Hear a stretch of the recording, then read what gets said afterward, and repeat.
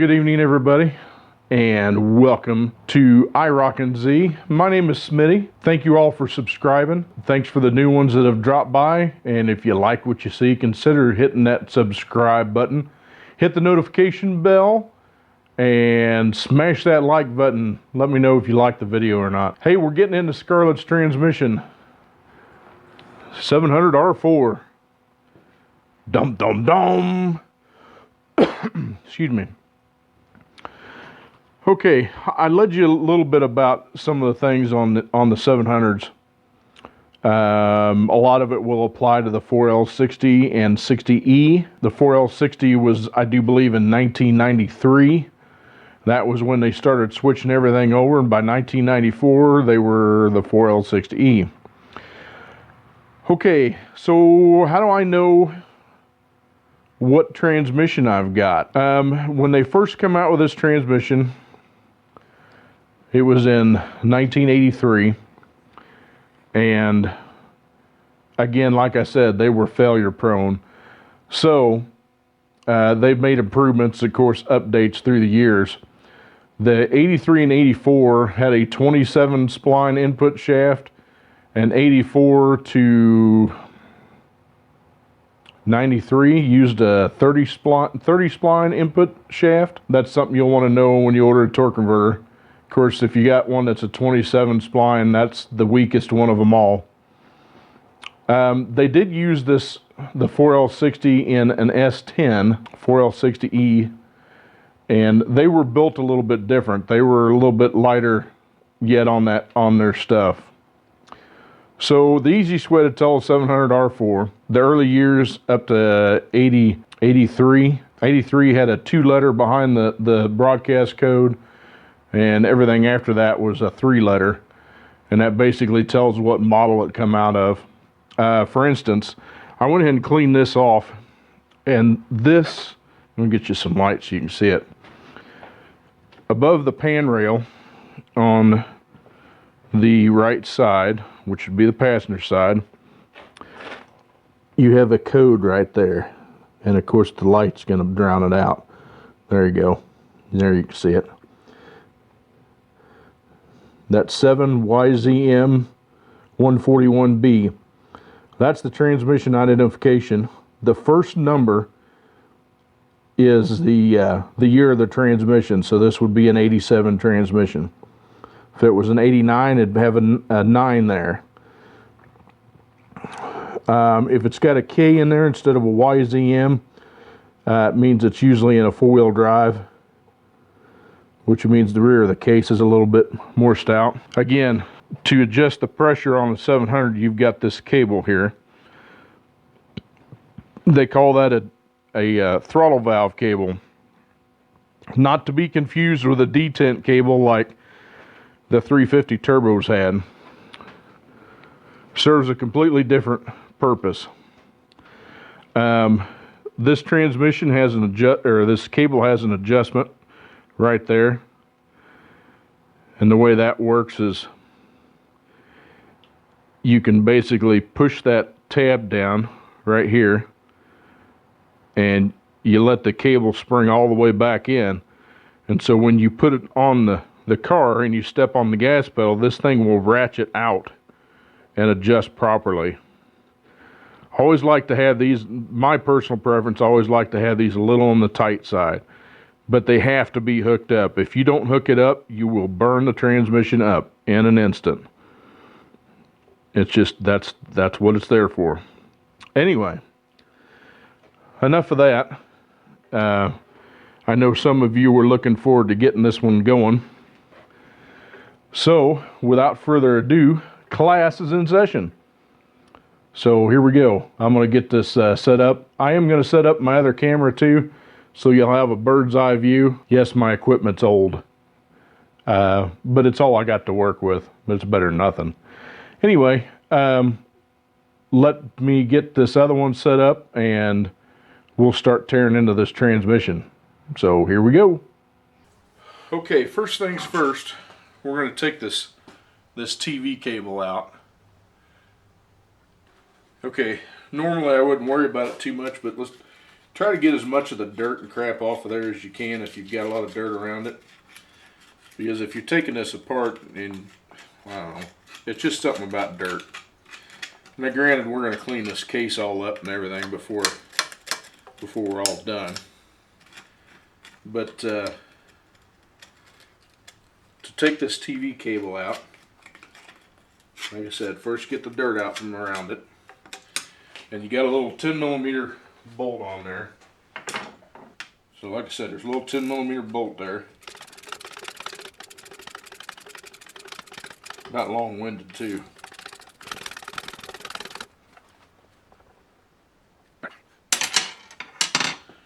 Now get this out, you just pull it up, and you all aren't going to be able to see this. There we go. Alright, once you've pulled it up, you can see the cable still attached on the side. See, it runs through the clip. Basically all you got to do is take it loose from that rod, it just slides off.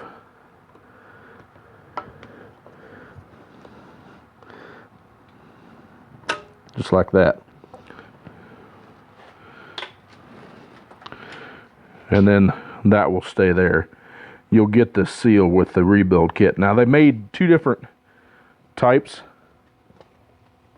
Get that out of the way so I don't step on it. They made two different types of seals on these. This one is what they call the top hat seal. This was the later design. The earlier design just had an O-ring on it, and they leaked like nobody's business. So, and as you can see, the dipstick's got the same thing on it. It's got a top hat seal. So we'll go ahead and get the dipstick out.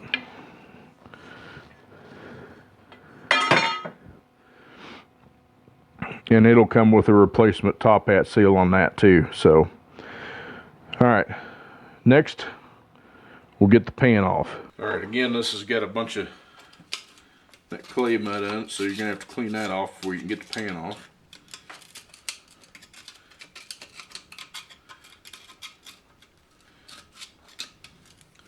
One thing about having this on there, it's not going to rust.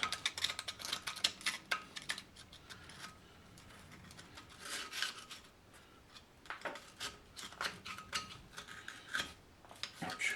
Don't stab yourself like I just did there. It kind of hurts.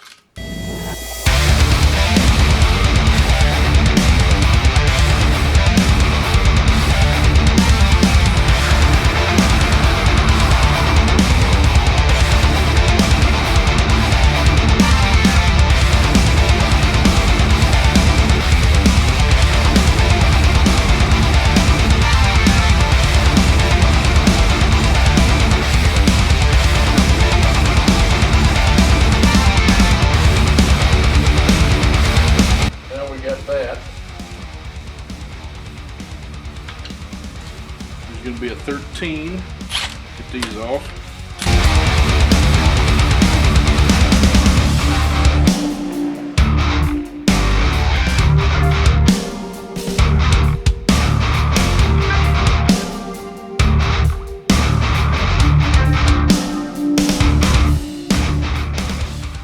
All right.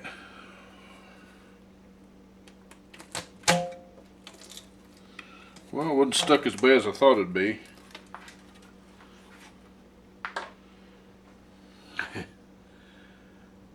Well, I don't know if that's from sitting outside. Yeah, I think that's mud. But it does have some questionable pieces in the bottom of it. Alright, to get this filter off, get one little bolt right there. Just move that out of the way, and then your filter just pulls straight up. Like that.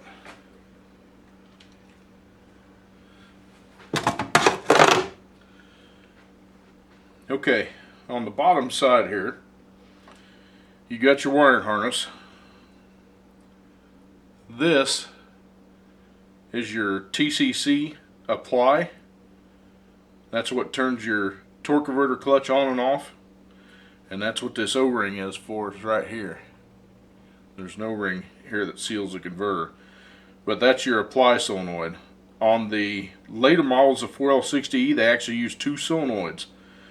One is called a TCC PWM, which is torque converter clutch pulse width modulated. In other words, it can vary the force going to it. And then that's just the actuator solenoid. It's kind of weird how it works. Anyway, if you look here, this valve right here is the throttle valve. In other words, that's what adjusts your pressure. So you can push on that. This is the rod that goes through the other side. So you get a better picture of it. This right here, see how that moves that plunger? And that's how to adjust the pressure in the transmission. This here is your third gear switch. In other words, it won't allow the torque converter clutch to work unless that switch is closed, and it has to be in third gear usually. Now the later model ones, this is called an auxiliary valve body, and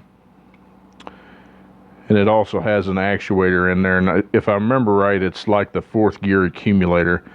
I'm going to tell you guys, it's been a while since I've been into the 700. I've done more 4L60Es than I can shake a stick at. But something else you'll notice about a 700, the valve body is cast iron. The 700R4s, or I'm sorry, the 4L60Es, the later model ones from about 96 on up, they used aluminum valve bodies. The early ones still had a cast iron valve body. These will far outlast the aluminum valve bodies by a long ways. Anyway, we're going to take this transfer pipe off here. And then we're going to take this auxiliary accumulator off. Then we can take our wire harness off. And we will take, this is another accumulator. It's like a dampener for the shifts. We'll take that off. That houses the second and the third accumulator. The second is in the case. The third is here. And then we'll take the detent roller off. And then we'll take the valve body off.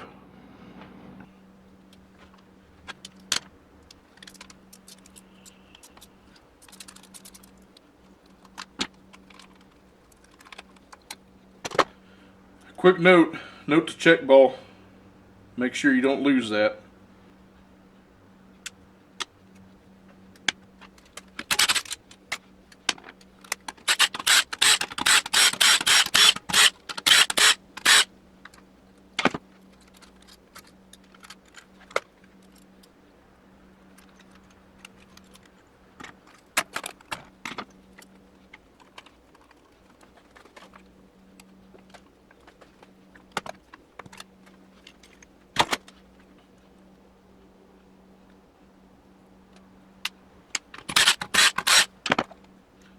Okay, here's one of your accumulators. There's your piston in there. And I'll show you how to get that out in a while. And there's your spring, goes with it. So keep them all together.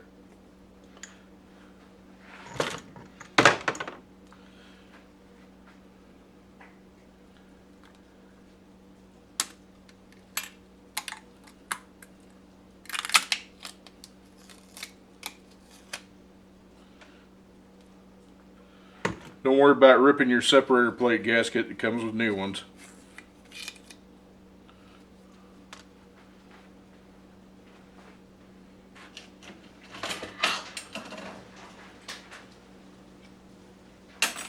They tell you not to use magnets on these, but I'm telling you, you're fine. Just don't leave them in a magnetic dish. There's like 6 check balls in this case. I think I got them all. There's 4 there, and I've already picked up 2. Oh, there's a big one right there.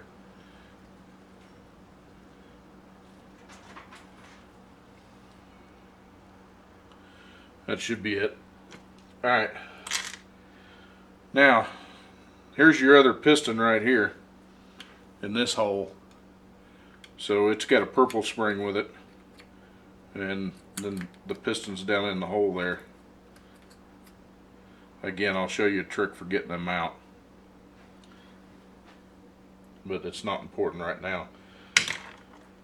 Okay, this is your band anchor pin. You need to pull it out. Sometimes it's not that easy to get that anchor pin out. It just so happened to work that way. Alright. Now we're ready to pull the pump out. Okay, same thing.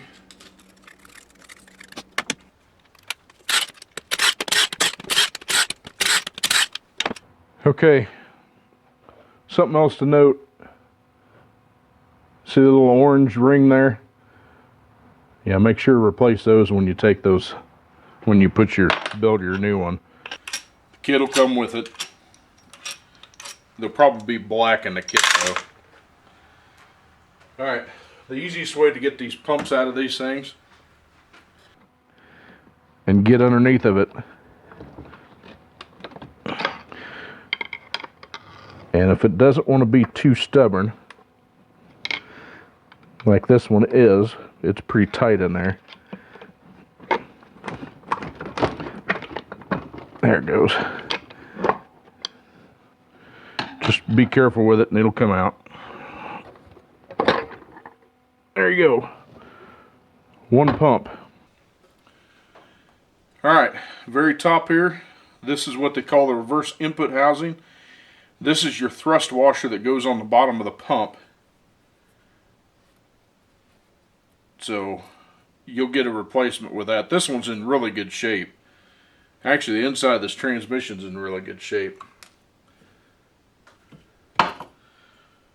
So since you took your anchor pin out, your band should be loose enough that where you can just lift this out. If the anchor pin's still in there, it's going to be too tight. So just grab a hold of it, and out it comes. This is your 2/4 band. Man, this thing's in excellent shape. Excellent. Almost looks like somebody's been in it not too long ago. Anyway, there's your band.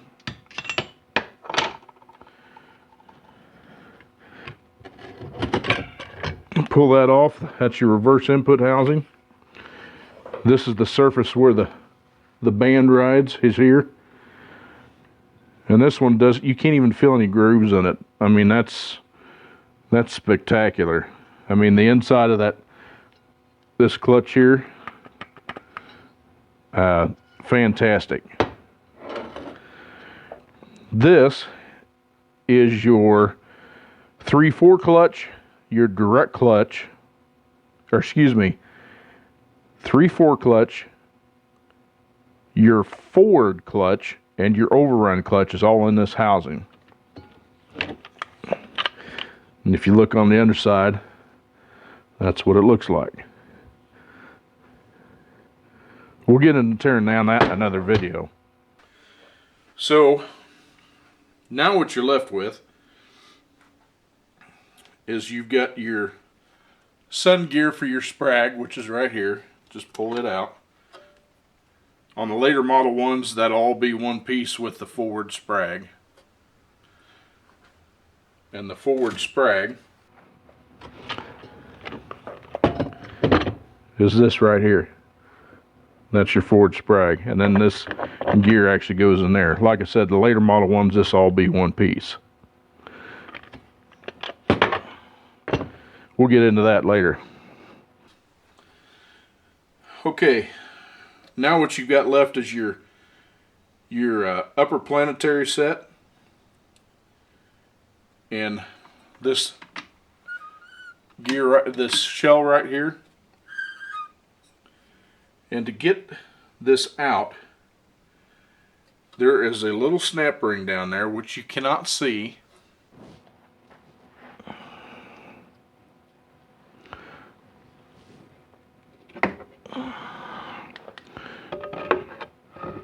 shed some light on the subject.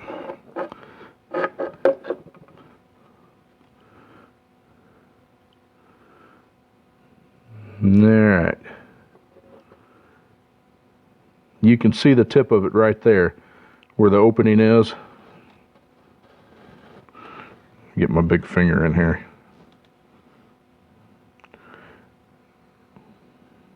Right there. That's your opening for that snap ring.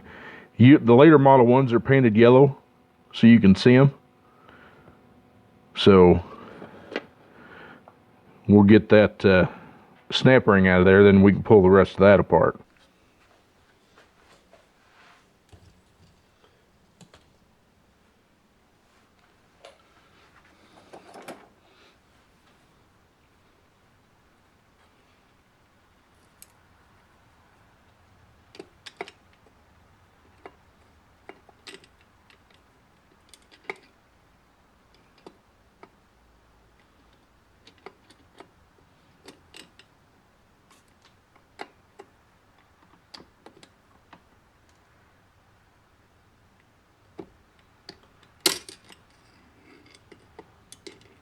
Almost had it. There we go. One snap ring. Okay, just pull your housing out. This comes apart. There's the roller bearing there, needle bearing.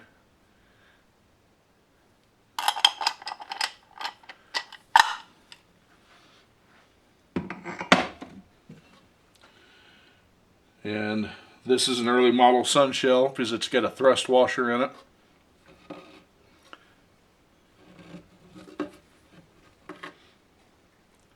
So you just pull that out, pull it straight up.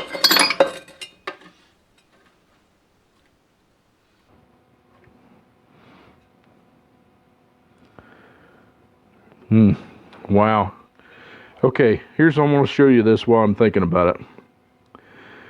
These splines are in really bad shape. They're very sharp. This is a failure-prone spot of a 700 and a 4L60. Your sun gear, which that actually goes in there. Still fits tight though, but it's questionable, but we're not going to worry about that. Next thing I want to show you, there is an anti-rattle spring down there.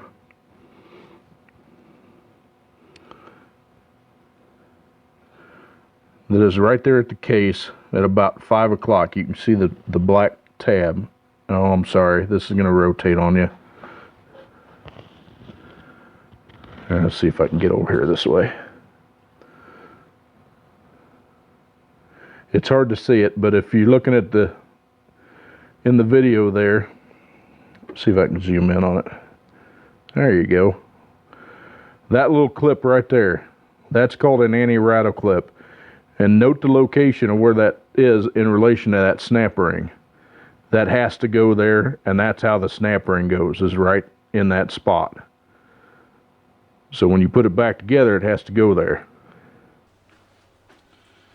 Alright, get you just a screwdriver. Is all you need.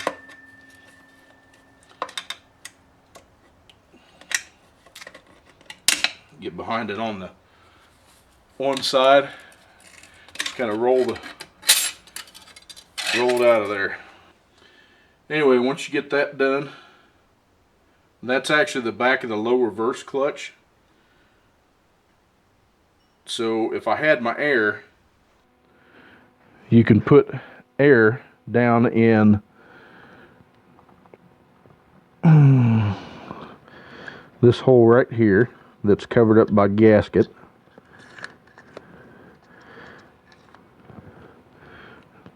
Right there. That's your low reverse apply port. And you can blow that up. But since we we don't have air hooked up right now.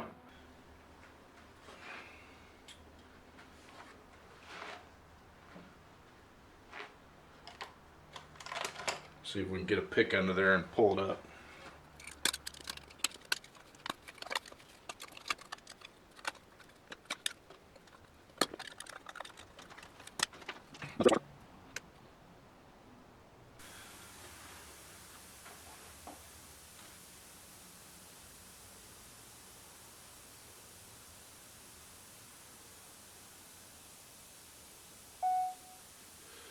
Okay, you'll have to ignore the hissing sound in the background. I did hook up the air. So that's going to be the easiest way to get this piston out. Now, like I said, you put it in this little hole down here. That's your supply. And if you watch the piston, I'm going to get you a little closer.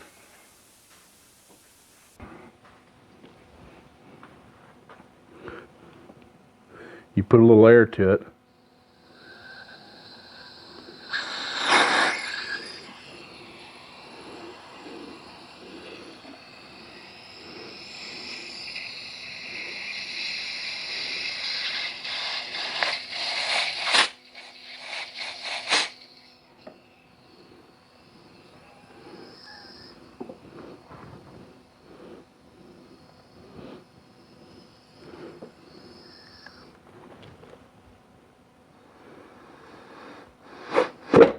Just like that.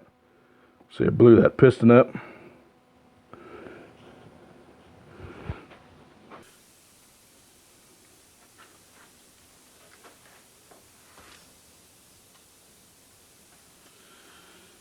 Alright, once it's up like that, just grab a hold of it. That's your inner race for your low reverse sprag.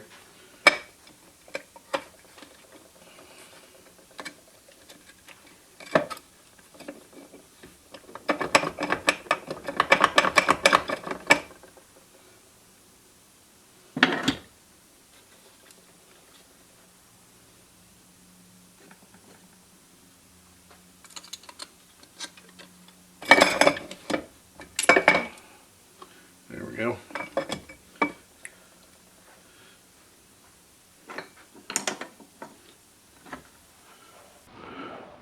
That's your low roller clutch there, low roller sprag. Just goes in there. Just rotate it till it goes back in. Very simple, very easy. Alright, then all you got left is your low reverse clutches.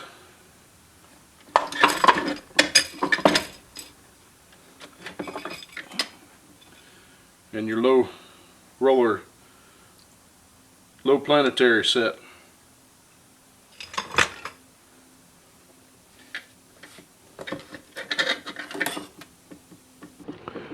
And then there's your low reverse clutches, which look phenomenal.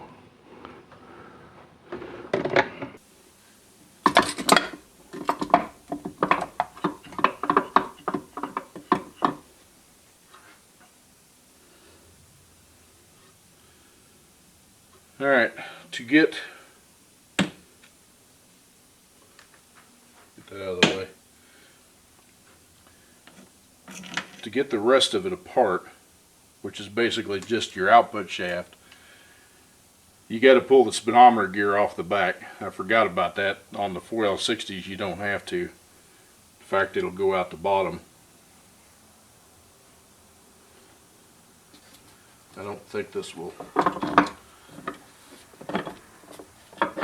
Yeah, well, your low support, your part pawl.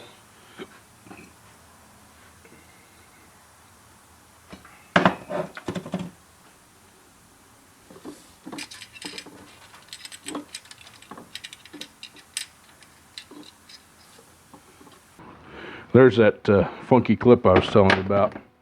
That's your anti-rattle clip. So, and the pitter patter that you're hearing is it decided to rain. So alright guys and gals, we're going to end it off there for tonight. As you can hear, it's pitter-pattering on the roof. If it starts downpouring, you won't be able to hear me. So, that being said, if you like what you see, consider subscribing, hit that notification bell, smash that like button, help me out so we can get this thing going. Next video, I'll finish what little there is on the case. I'll take the governor out and the 2.4 servo, and then we'll start tearing down the gear train, and so you can see what that's all about. And I'll show you some things that you want to look for. Anyway, thanks so much for watching, y'all. Thanks so much for subscribing. Till next video, God bless, and we'll see you soon. Bye-bye.